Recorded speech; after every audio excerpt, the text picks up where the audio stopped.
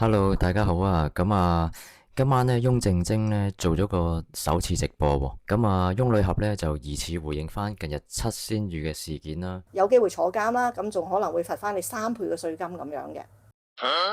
有88排，你收翻嚟嘅錢，全部咧你個收益係免費嘅。係啦，詳細情況咧稍後片段會繼續交代嘅。另外咧我都睇咗好多唔同嘅 YouTuber 嘅片啦，包括五仔啊，仲有其他唔同嘅資訊啦。我就好想同大家做一個update 同埋更新啦。做一個懶人包啦。希望能夠大家容易明白呢件事件嘅最新情況啦。為咗想大家更快知道呢，小弟其實有啲感冒啊，但係都忍唔住都拍片啊。希望大家能夠忍耐我把難聽嘅聲音啦。如果可以幫我撳個 like 啊，就非常之多謝大家嘅。未訂閱我嘅朋友呢，可唔可以幫我撳個訂閱掣啊？多謝你嘅支持。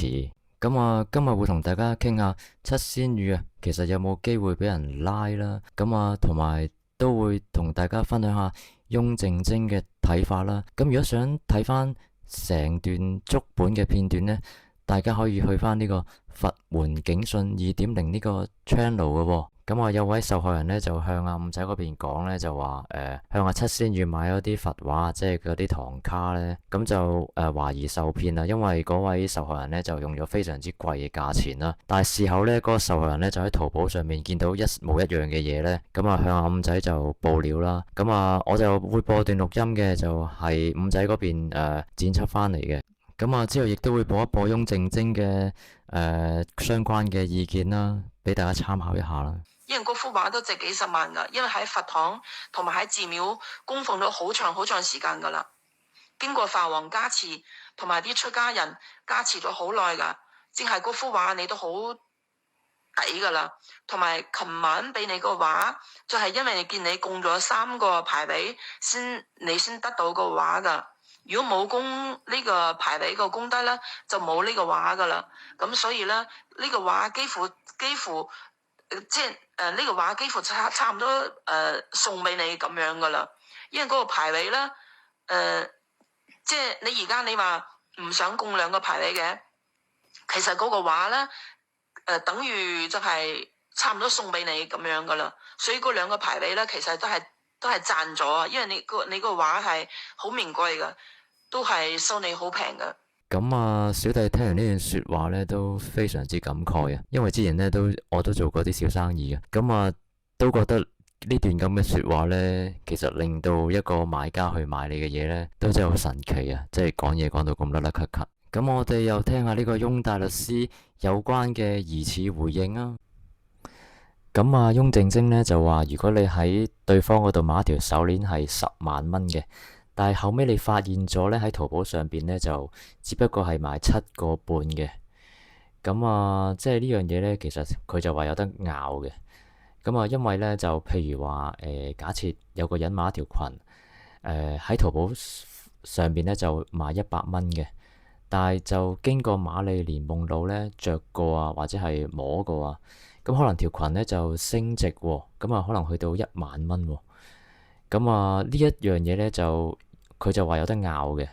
因為阿瑪麗蓮夢露着過嗰條裙啊嘛，由100蚊變到去1萬蚊都可以嘅。佢話聽完翁女俠嘅意見呢，似乎呢個高價賣呢個法器呢單嘢呢，似乎有得走位咁咯。但係我哋亦都可以聽下翁女俠講啦，所謂嘅加持啊、開光啊，究竟有冇呢樣嘢嘅呢？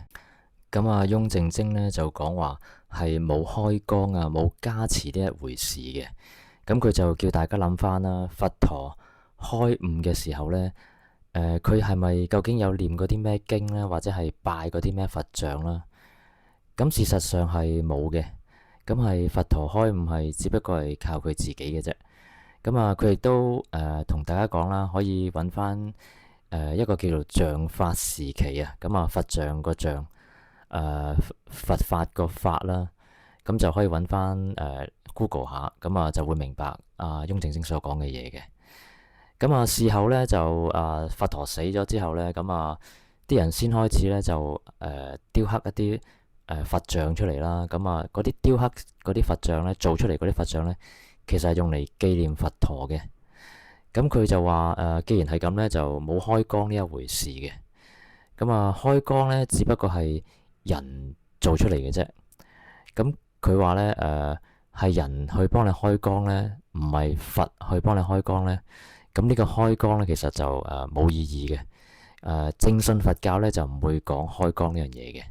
係啦，咁希望大家以後都能夠醒目啲啦。對於呢啲咁嘅法器呢，大家就應該要聽一聽阿翁靜晶頭先所講嘅一番話啦。講翻大家最關心嘅88號慈善牌照啦。據阿五仔所講呢，佢就懷疑呢個七仙魚並無相關嘅牌照但係呢，七仙魚就用呢個私人戶口去接受呢個募捐咁因為冇呢個牌照呢，其實係唔可以接受呢個募捐嘅。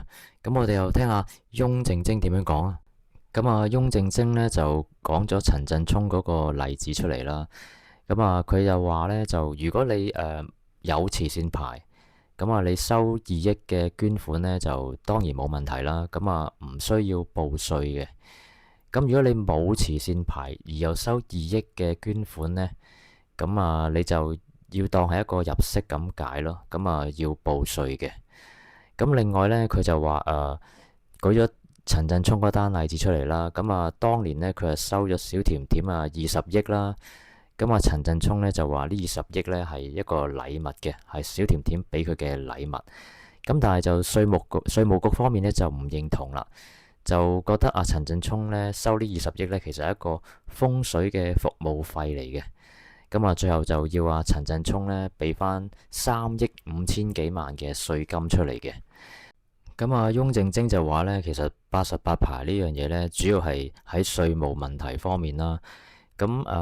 另外呢，佢就話如果你知道咗冇報稅啦，知道咗錯啦，今年去報翻就冇問題啦，當然。但係呢，如果你好多年都係咁呢，就收咗好多年嘅捐款呢，咁就要小心啲啦。呢個呢，就有機會坐監同埋要罰翻3倍嘅稅金。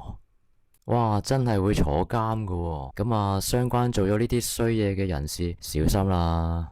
唔知係咪因為網民嘅力量啦，同埋好多 YouTuber 都講啦。傳統媒體之前未唔報七仙魚嘅新聞嘅，你會發現近排都開始報啦。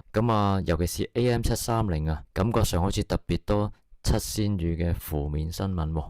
但係呢，呢個東方嗰邊呢，亦都呢舉咗單司徒決裂郭奕森事件出嚟呢，就疑似混淆呢個視聽啦，咁就幫呢個七仙魚係做呢個轉移視線啦，就感覺上係咁啦。大家我諗都心水清嘅，就唔會咁容易俾佢混淆視聽嘅。七仙魚嗰邊其實都唔弱噶，有啲所謂嘅律師呢，有個陳姓律師呢，就懷疑幫我哋洗白啦，都係幫佢轉移視線。我諗大家都知道邊個啦。呢個律師呢，近日嗰個頻道都好似好多退訂。你會見到呢，有好多人幫七仙魚護航呢。但係你亦都難咗各路人馬嘅 YouTuber 呢，就對呢個七仙魚嘅身份就起疑有位叫 King Sir 嘅前記者呢，就覺得七仙魚喺佢網頁度 show 出嚟嗰張記者證呢，只不過係嗰啲普通嗰啲副刊雜誌嘅記者證對佢即係呢個 TVBS 嘅前記者呢個身份呢，就有啲疑惑另外呢，你會見到佢本身呢，就 show 咗個身份證出嚟，個原名叫趙玲嘅。但係點解呢？佢又會揾手指呢去遮住嗰個英文名嘅？唔通呢，佢嗰個英文名係一啲國內嘅拼音？因為佢成日強調自己係一個馬來西亞嘅華僑嚟噶嘛。馬來西亞嘅華僑，理應上英文名係應該係用英文嘅串法噶嘛。佢咁樣遮住下邊嗰個英文字母呢，係咪有啲乜嘢不可告人嘅秘密呢？呢個就唔知啦。你會見到呢，喺呢個七仙魚嘅網頁嗰度呢，未話自己係呢個博士主修呢個心理學同埋宗教但係我記得呢，佢喺呢個林作同埋佢林作媽咪嗰個訪問嗰度呢，就話自己未完成呢個 PhD 嘅，咁啊只有呢個碩士嘅，咁啊但係又點解可以喺個網頁嗰度咁樣自稱係博士呢？咁我就唔知啦，呢個就有待查證啦。咁啊但係其實都好難查，因為一般學院呢都因為私隱嘅問題呢，都未必俾你咁樣去查證啦。咁啊，你會見到呢，即係七仙羽呢，好中意呢黐埋一啲有錢佬嗰度影相嘅。咁啊，攀附權貴啊，係嘛？咁就令我呢就聯想到呢，以前有個比華利山嘅神棍呢，都係好中意同啲名人啊去搭上一啲關係啊，同呢個江美儀啊，咁啊，最終呢嗰個比華利山神棍呢，咪呃咗好多錢走咗去嘅。咁另外呢，而家坊間呢都帶出一個風向呢，就話呢啲所謂嘅騙案呢，其實係屬於你情我願啊。咁啊，五仔呢就表示非常之唔同意啦，就覺得呢每一單騙案呢，其實都係你情我願嘅。咁如果唔係咁嘅情況呢，都唔會促成嗰單交易啦。咁其實最主要呢係個手法問題啊。咁啊，阿五仔亦都舉咗個例子啦，就話七仙羽呢曾經去人哋一間屋企呢，就睇風水啦，就話人哋嗰間屋啊有鬼喎，話間屋有鬼啦，咁就話七仙羽呢，就建議呢，以一個合理嘅價錢去買咗人哋間屋去啊，咁呢個合理嘅價錢係當然係低過市價啦。咁啊五仔呢就話唔怪得七仙羽呢有咁多物業啊，唔知係咪因為咁樣造成呢？咁啊五仔喺佢自己嘅頻道呢，亦都呼籲各位苦主呢，希望大家一齊去集體報警啊，因為佢認為呢，只有能夠集體報警，先可以推動到警方去加速去處理呢啲案件啊。咁啊，另外阿五仔亦都自己去信咗呢個鄧炳強啊，講翻呢個七仙羽嘅種種行為啊。咁啊，今日就更新到咁上下啦，同大家咁啊，希望大家可以支持我嘅頻道啦，幫手撳個訂閱掣啊，同埋覺得我講得好嘅可以俾個 like 我啊。咁啊，我會繼續留意呢個事件嘅發展嘅。咁啊，多謝大家嘅收聽，拜拜。